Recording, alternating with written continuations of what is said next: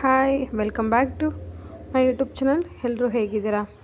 ಚೆನ್ನಾಗಿದ್ದೀರಾ ಅಂತ ಅಂದ್ಕೊಂಡಿದ್ದೀನಿ. ಸೊ ಇವತ್ತು ನಾನು ಏನೇನು ಮಾಡ್ತೀನಿ ಅನ್ನೋದನ್ನು ನಿಮ್ಮ ಜೊತೆ ಶೇರ್ ಮಾಡ್ಕೋತಾ ಇದ್ದೀನಿ. ನೋಡ್ತಾ ಇರ್ಬೋದು ನೀವು ಇಲ್ಲಿ. ನಾನು ಇವತ್ತು ಬೆಳಗ್ಗೆಯಿಂದಲೂ ಲಾಗ್ನ ಶುರು ಮಾಡ್ಕೊಂಡಿದ್ದೀನಿ. ಏನಿಲ್ಲ, ಇವತ್ತು ಒಂದು ಸ್ವಲ್ಪ ಗಿಡಗಳಿಗೆ ನೀರು ಹಾಕಬೇಕಿತ್ತು.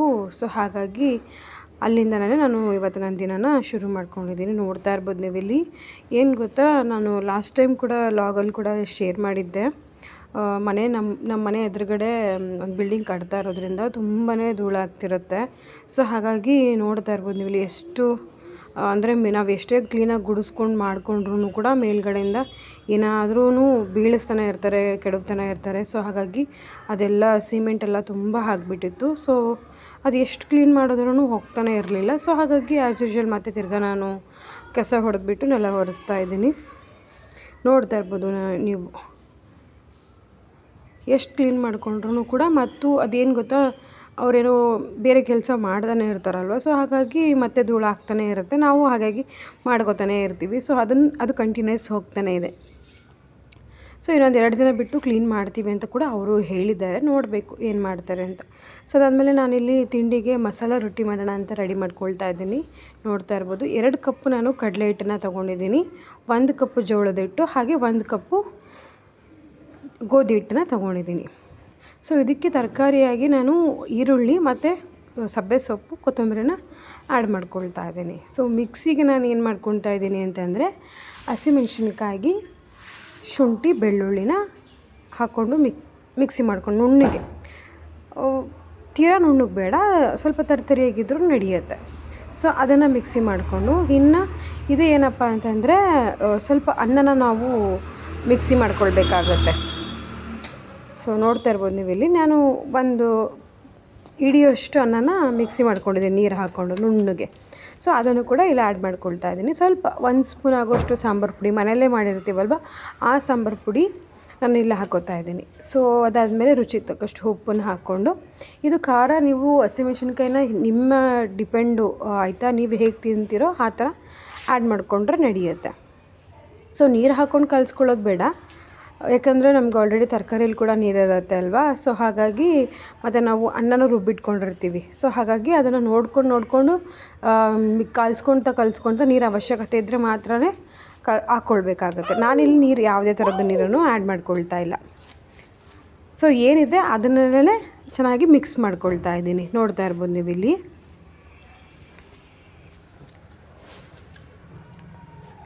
ನಾದ್ಕೊಳ್ಬೇಕು ಅಂತ ಏನೂ ಇಲ್ಲ, ಇದನ್ನು ಮಾತ್ರ ಚೆನ್ನಾಗಿ ಕಲಿಸ್ಕೊಂಡ್ರೆ ಆಯಿತು ಅಷ್ಟೇನೆ. ಎಷ್ಟು ಸಾಧ್ಯ ಆಗುತ್ತೋ ಅಷ್ಟು ನೀಟಾಗಿ ನೀರಿಲ್ದೇ ಕಾಯಿಸ್ಕೊಂಡ್ರೆ ಸಾಕು. ಸೊ ಅದಾದಮೇಲೆ ಇಲ್ಲಿ ನಾನು ಬಟರ್ ಪೇಪರ್ನ ಯೂಸ್ ಮಾಡ್ತಾಯಿದ್ದೀನಿ.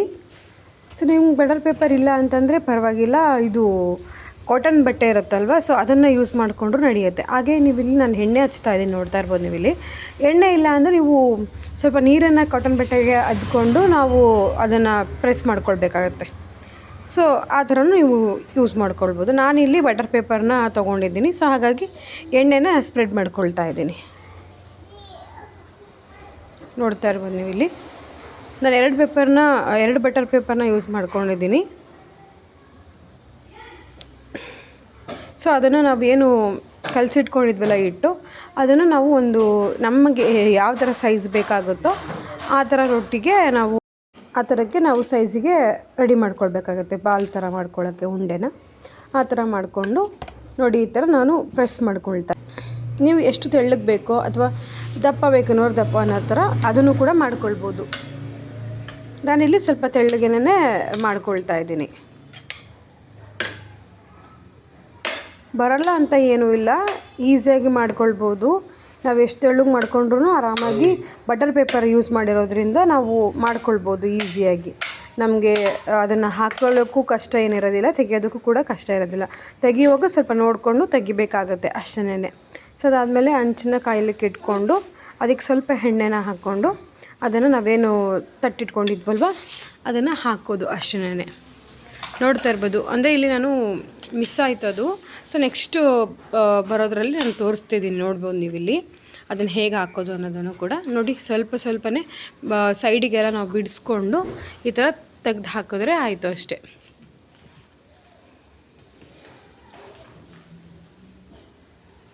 ನೋಡಿ ಎಷ್ಟು ನೀಟಾಗಿ ಬಂದಿದೆ ಅಲ್ವಾ. ನೋಡ್ತಾ ಇರ್ಬೋದು ನೀವಿಲ್ಲಿ ಈ ಥರ ನೀಟಾಗಿ ಎಲ್ಲ ಕಡೆ ಪ್ರೆಸ್ ಮಾಡಿಕೊಂಡು ಎಲ್ಲಿ ಬರೋದಿಲ್ವೋ ಅಲ್ಲಿ ಒಂದು ಸ್ವಲ್ಪ ನಾವು ಈ ಥರ ಎರಡೂ ಕಡೆನೂ ಪ್ರೆಸ್ ಮಾಡ್ಕೊಳ್ಬೇಕಾಗತ್ತೆ. ಆರಾಮಾಗಿ ಬಿಟ್ಕೊಳ್ಳುತ್ತೆ, ಏನು ಭಯ ಪಡೋವಂಥದ್ದಿರೋದಿಲ್ಲ. ಅಯ್ಯೋ ಬರಲ್ಲ ಹಾಗೆ ಹೀಗೆ ಅಂತೆಲ್ಲ, ಈಸಿಯಾಗೇ ಬಂದುಬಿಡುತ್ತೆ. ಬಟರ್ ಪೇಪರ್ ಯೂಸ್ ಮಾಡೋದ್ರಿಂದ ನಮಗೆ ಆ್ಯಕ್ಚುಲಿ ಹೇಳ್ಬೇಕು ಅಂತಂದರೆ ನನಗೆ ಕಾಟನ್ ಬಟ್ಟೆ ಯೂಸ್ ಮಾಡೋದ್ರಿಂದ ಸ್ವಲ್ಪ ಕಷ್ಟ ಅನಿಸುತ್ತೆ. ಅಂದರೆ ತೆಗೆಯೋದಕ್ಕೆಲ್ಲ ಈ ಥರ ಎಲ್ಲ ಮಾಡಲಿಕ್ಕೆ ಹರಿದೋಗುತ್ತೆ ಆ ಥರ ಎಲ್ಲ ನಂಗೆ ಅನಿಸುತ್ತೆ. ಸೊ ಹಾಗಾಗಿ ನಾನು ಬಟರ್ ಪೇಪರ್ನ ಯೂಸ್ ಮಾಡಿಕೊಂಡು ಈಸಿಯಾಗಿ ತೆಗಿಯೋದು ಹಾಕೋದನ್ನು ಮಾಡ್ಕೊಂಡಿದ್ದೀನಿ. ಬಟರ್ ಪೇಪರು ಹೇಳಬೇಕು ಅಂದರೆ ಈಸಿ. ಸೊ ನೋಡ್ತಾ ಇರ್ಬೋದು ಇಲ್ಲಿ ಮಸಾಲ ರೊಟ್ಟಿಗೆ ನಾನು ಕೊಬ್ಬರಿ ಚಟ್ನಿನ ಕಾಂಬಿನೇಷನಾಗಿ ಮಾಡಿದ್ದೆ.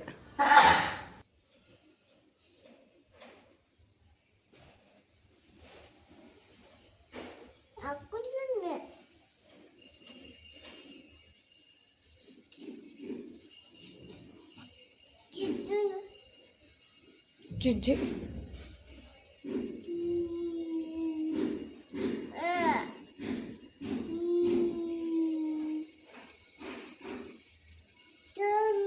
ಜುಜ್ಜು ಅಮ್ಮ. ದೇವರು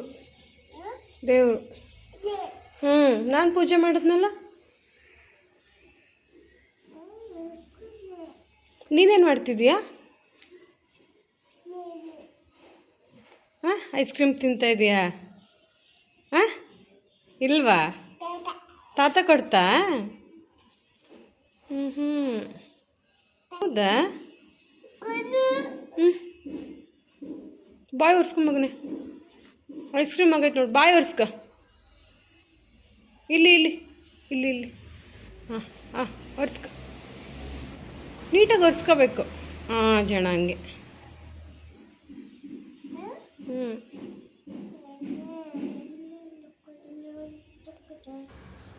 ಪಾಪು ಕೂಡ ಏನೇನು ಮಾಡ್ತಾಯಿದ್ದಾನೆ ಅದನ್ನು ಕೂಡ ನಿಮ್ಮ ಜೊತೆ ಶೇರ್ ಮಾಡಿದ್ದೀನಿ. ಅವನು ಚಿಕ್ಕದಾಗಿ ಮಾತಾಡೋದೆಲ್ಲ ಅದನ್ನು.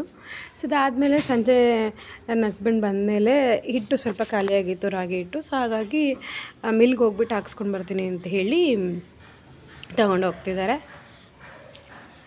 ನೋಡ್ತಾ ಇರ್ಬೋದು ನೀವು ಇಲ್ಲಿ ಏನು ಮಾಡ್ತೀವಲ್ವ ನಾವು ಅದೆಲ್ಲ ಅವ್ನು ಕೂಡ ಮಾಡಬೇಕು. ಪ್ರತಿಯೊಂದರಲ್ಲೂ ಆಟ ಆಡೋದ್ರಲ್ಲೇ ನೋಡ್ತಿರ್ತಾನೆ ಅವನು. ನೋಡ್ತಾ ಇರ್ಬೋದು, ಅವ್ನಿಗೆ ಎತ್ತಕ್ಕೆ ಆಗ್ತಿಲ್ಲ ಬಾಕ್ಸ್ನ, ಬಟ್ ಆದ್ರೂ ಅವ್ರ ಡ್ಯಾಡಿ ಹೇಳ್ತಾಯಿದ್ರು ತೊಗೊಂಡು ಬಾ ಅಂತ. ಸೊ ಅವನು ಟ್ರೈ ಮಾಡ್ತಾ ಇದ್ದಾನೆ. ನೋಡ್ತಾ ಇರ್ಬೋದು ನೀವು ಇಲ್ಲಿ ಎಳ್ಕೊಂಡೆಲ್ಲ ಹೋಗ್ತಾ ಇದ್ದಾನೆ. ಅವ್ನ ಕೈಲಿ ಆಗಲಿಲ್ಲ ಅಂದಾಗ ಎತ್ಕೊಬಾ ಡ್ಯಾಡಿ ಅಂತ ಅವ್ರ ಡ್ಯಾಡಿನ ಕರಿತಾ ಇದ್ದ. ಅವನಿಗೇನೋ ಒಂಥರ ಖುಷಿ, ಈಚೆ ಹೋಗೋದಂದ್ರೇ ಖುಷಿ. ನಮಗಿಂತ ಮುಂಚೆನೇ ಬಾಯ್ ಅಂತ ಹೇಳ್ಬಿಡ್ತಾನೆ, ಅಷ್ಟು ಅವನಿಗೆ ಖುಷಿ ಅವನಿಗೆ. ಸೊ ಅದಾದಮೇಲೆ ನನ್ನ ಹಸ್ಬೆಂಡು ಮಿಲ್ಲಿಂದ ಬಂದುಬಿಟ್ಟು ತೊಗೊಂಡು ಬಂದರು. ಸೊ ನಾನು ಅದಕ್ಕೆ ನಮ್ಮ ಕಡೆ ಶೇಂಗಾ ತಂಬಳಿ ಅಂತ ಮಾಡ್ತೀವಿ. ಸೊ ಅದು ಮತ್ತು ಮುದ್ದೆನ ಕಾಂಬಿನೇಷನ್ ಮಾಡಿಕೊಂಡು ಊಟ ಮಾಡಿದ್ವು.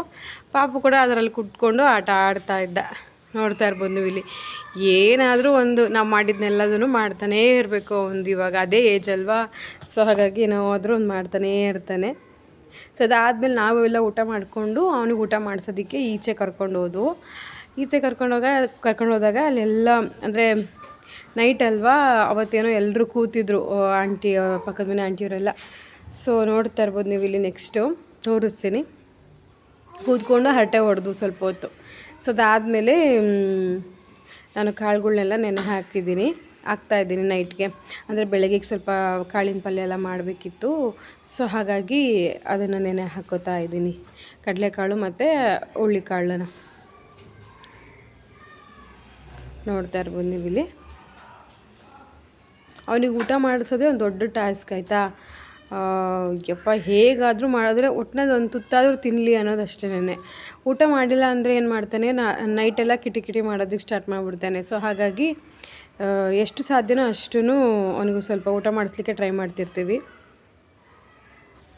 ನೈಟ್ ಊಟಕ್ಕೆಲ್ಲ ಕಂಪ್ಲೀಟ್ ಮಾಡ್ಕೊಂಡು ಬಂದು ಅವನಿಗೆ ಊಟ ಮಾಡಿಸೋದಕ್ಕೆ ಬರ್ತಾಯಿದ್ವಿ. ನನ್ನ ಹಸ್ಬೆಂಡ್ ಅಲ್ಲಿ ಕರ್ಕೊಂಡು ಹೋಗಿದ್ರಲ್ವ, ಸೊ ಅವಾಗ ನೋಡ್ತಾ ಇರ್ಬೋದು ನೀವು ಇಲ್ಲಿ.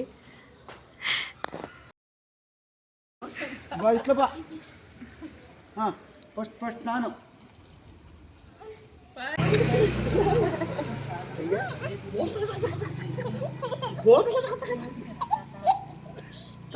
ತಾತಲ್ಲಿ ನಾನು ಗಾಡಿ ತಗೊಳ್ತೇನೆ. ಯಾರು? ನಾನು ತಾತ.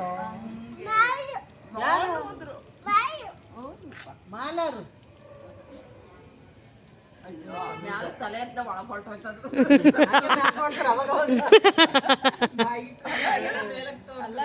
ಓಡಾಡೋದಾರ ತಪ್ಪುತ್ತೆ. ಇಲ್ಲಿ ಇಲ್ಲಿ ಮ್ಯಾಲೆ ಮ್ಯಾಲೆ ಅದು ಬಾಯಲ್ಲಿ ಬೇಗ ನುಂಗದು ಇಲ್ಲ.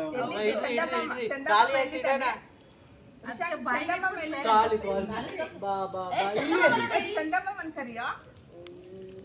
ಒಮ್ಮೆ ಉಳ್ತಾನ ಕೂಡ ಬತ್ತೀಯಲ್ಲ ರಿಶಾಂಕ್ ಅಲ್ಲಿ ಬಂತು ಬಂತು. ಬಾ ಬಾ ಬಾ ಬಾ.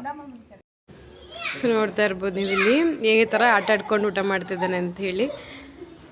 ಇದರೆಲ್ಲ ರೇರ್ ಅಲ್ವಾ ಸಿಗೋದು. ಸೊ ಇದಾಗಿತ್ತು ನನ್ನ ಇವತ್ತಿನ ಲಾಗ್. ನಿಮ್ಗೆ ಸ್ವಲ್ಪನಾದರೂ ಇಷ್ಟ ಆಗಿದ್ದರೆ ಶೇರ್ ಮಾಡಿ, ಕಮೆಂಟ್ ಮಾಡಿ, ಸಬ್ಸ್ಕ್ರೈಬ್ ಆಗೋದನ್ನು ಮಾತ್ರ ಮರಿಬೇಡಿ.